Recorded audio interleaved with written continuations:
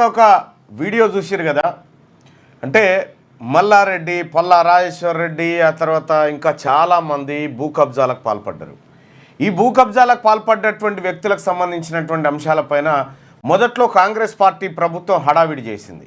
జేసీబీలు, హైడ్రా సిబ్బందిని తోలిచ్చి గోడలు కూలగొట్టి హంగామా సృష్టించి ఇక భూ కబ్జాకు గురైనటువంటి భూములన్నింటినీ తిరిగి ప్రభుత్వం స్వాధీనం చేసుకుంటుంది, పేద ప్రజల భూములను ఎవరైతే లాక్కున్నారో వాళ్ళకి చెందుతుంది అనేటువంటి ఒక వాతావరణాన్ని మొదట్లో కాంగ్రెస్ పార్టీ ప్రభుత్వం కల్పించింది.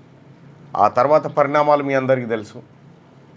పల్లా రాజేశ్వర్ రెడ్డి పెట్టిన కబ్జాలు కానీ, నాగార్జున కబ్జాలు కానీ, ఇటు మెయిన్గా మల్లారెడ్డి పెట్టినటువంటి కబ్జాలు, చెరువులనే కబ్జా పెట్టినటువంటి మల్లారెడ్డి గారు మరి ఆ జేసీబీల అలజడి ఏమైపోయిందో, కూల్చిన గోడల సంగతి ఏందో, పెట్టిన కబ్జాల సంగతి ఏందో తెలియదు. కానీ ఒకరోజు ముఖ్యమంత్రి రేవంత్ రెడ్డి గారు మర్రి రాజశేఖర్ రెడ్డి గారి కూతురు పెళ్ళికి పోయినాడికి, ఏడికి మల్లారెడ్డి ఇంటి ఫంక్షన్కి పోతే మల్లారెడ్డి గారు ఆ తర్వాత ఆయన మనవన్లు ఉన్నారు కదా, ఆ ఇద్దరు మనమల్ని తెచ్చి రేవంత్ రెడ్డి గారు కాళ్ళ మీద పడేసిండు, డైగొట్టించిండు. కాళ్ళ మీద పడేయగానే కథం కబ్జాల వ్యవహారం అంతా మాఫీ అయిపోయినట్టుగా అనిపిస్తూ ఉంది. సో ఇక్కడ ఈ రెడ్లు కబ్జాలు పెట్టినటువంటి అంశంలో మాత్రమే ఎగ్జంప్షన్ ఉందా? అసలు బీసీలు ఎవరైనా కబ్జాలు పెట్టిరా?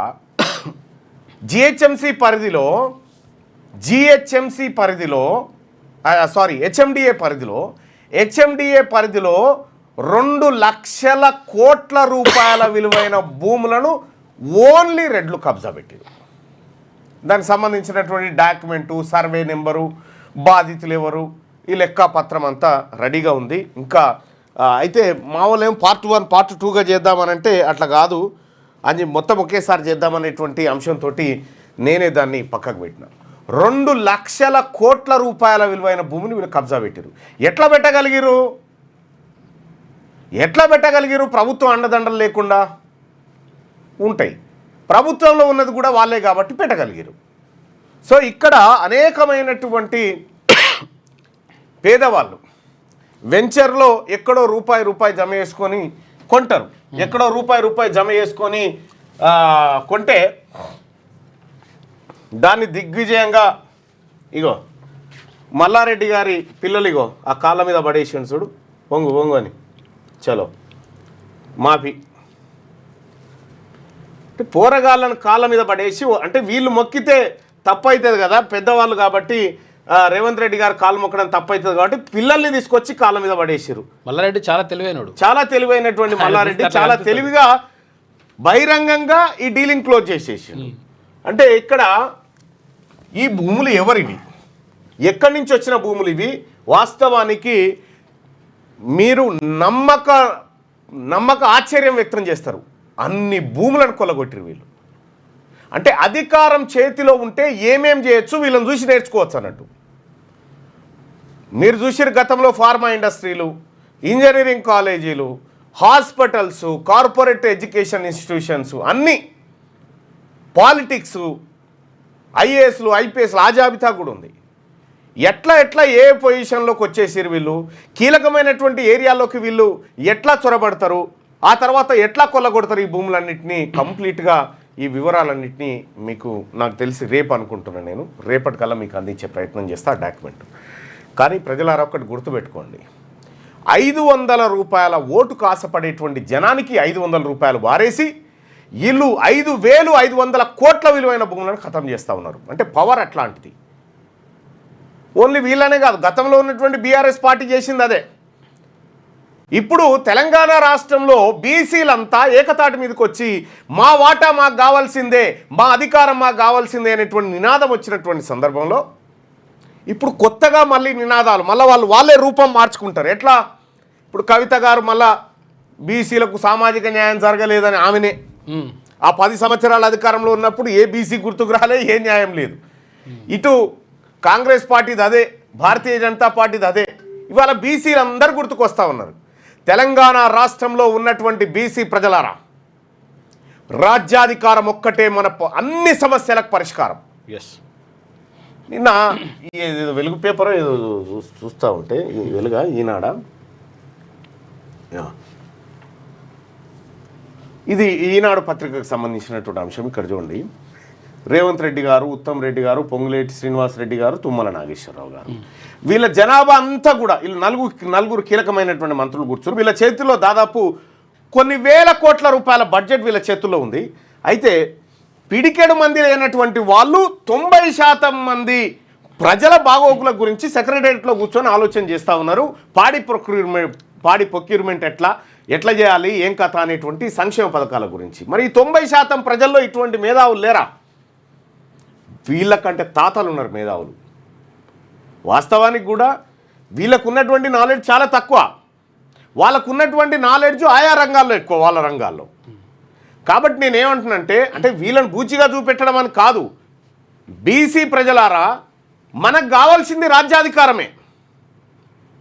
ఈ అధికారం 2028 కల్లా బీసీలకి దక్కితేనే బీసీల ఉనికి ఉంటుంది. ఏం చేస్తావు పోయి ఆ అన్న యువసేన, ఈ అన్న యువసేన చూస్తలేవా కన్న ముంగట?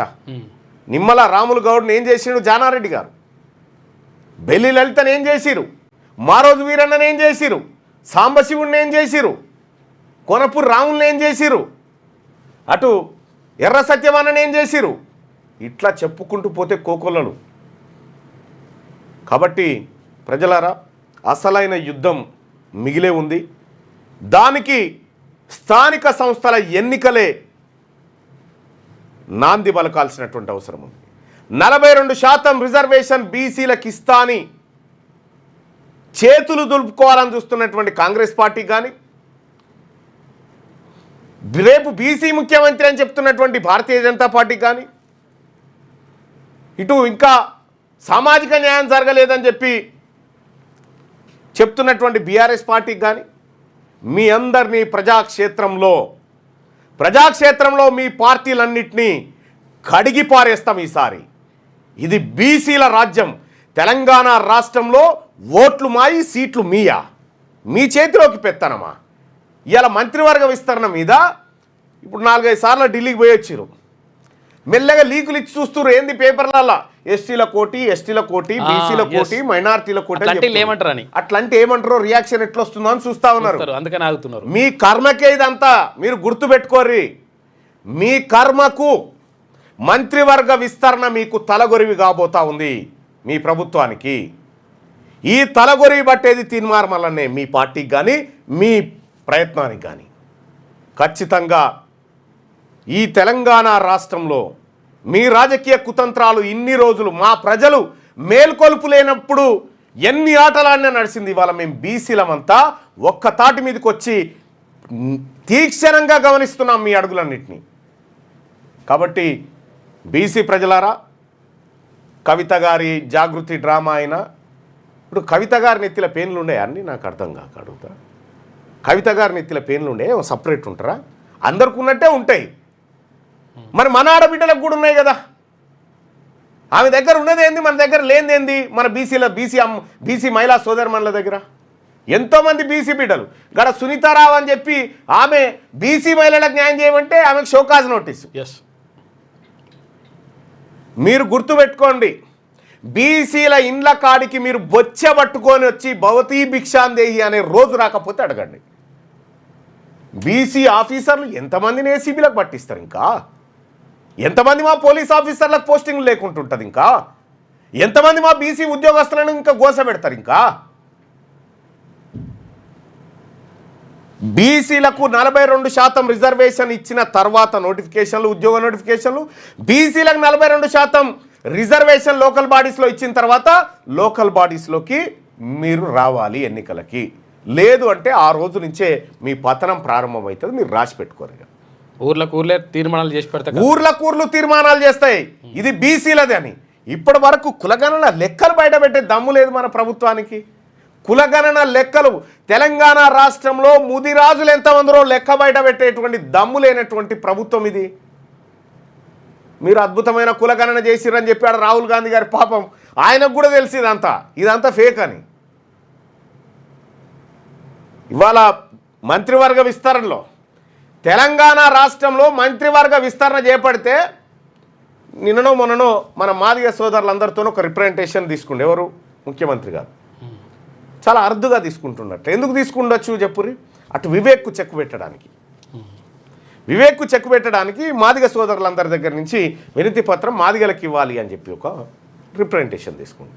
సరే మాదిగలకు దక్కాల్సిందే ఎస్ కాదంటలేదు, కానీ మీరు ఎవరెవరిని ఎక్కడెక్కడ చెక్కు పెట్టుకుంటూ వస్తున్నారో స్పష్టంగా మన ప్రజలు గమనించాల. ఇవాళ తీన్మార్ మల్లన్న కాంగ్రెస్ పార్టీలో ఉంటే ఎంత ప్రమాదమో రేవంత్ రెడ్డి గారికి తెలిసినంతగా ఎవరికి తెలియదు. ఇప్పుడు వివేక్ మంత్రివర్గంలోకి వస్తే ఎంత ప్రమాదమో రేవంత్ రెడ్డి గారికి తెలిసినంతగా ఎవరికి తెలియదు. ఇంకో విషయం ఏంటంటే ఎప్పుడైనా ఇట్లా అంటే రేపు పొద్దున మాదిగలకు మంత్రి పదవి కావాలి, వివేక్ది కట్ చేయండి అనేటువంటి మాట వైపు చెప్తూనే ఎస్సీ ఎస్టీ బీసీలకు ఒకటొకటి చొప్పున అని చెప్తా ఉన్నారు. మీ తాత జాగిరా 6కి 6 బీసీలే, అవి 6కి 6 మంత్రి పదవులు బీసీలే లేరా? మా బీసీలో మా శ్రీహరెడ్డి పోయిండు, ఇక్కడ బీర్లైలే లేడా, అటు వీర్లపల్లి శంకర్ లేడా, అటు ఆది శ్రీనివాస్ లేడా, ఎటువైపు వీళ్ళు బీసీలు కాదా? వీళ్ళకి చేత కాదా? 6కి 6 బీసీలయే, బీసీ మంత్రులు రావాల్సిందే. ఈ 6లలో 6 బీసీలకే రావాలి. ఇది మా డిమాండ్. మీ పిల్లలు ఐఐటి ఎంసెట్ లాంటి కాంపిటేటివ్ ఎగ్జామ్స్ కి ప్రిపేర్ అవుతున్నారా? జాబ్స్ కోసం చేసే ప్రయత్నంలో విఫలమవుతున్నారా? ఇంగ్లీష్ పై పట్టు సాధించలేక పోటీ ప్రపంచంలో వెనుకబడుతున్నారా? స్టేట్ సిలబస్ అయినా సెంట్రల్ సిలబస్ అయినా అన్ని సబ్జెక్టులు ఇప్పుడు ఒక్క క్లిక్ లో. షేక్ స్పైకర్ ఇప్పటి వరకు ఎవరు తయారు చేయలేని విధంగా రూపొందించబడిన సరికొత్త యాప్. ఇప్పుడే షేక్ స్పైకర్ యాప్ ని ప్లే స్టోర్ నుండి డౌన్లోడ్ చేసుకోండి. కేవలం 1000 రూపాయలకే 7 ఏళ్ల పాటు సబ్స్క్రిప్షన్ పొందండి.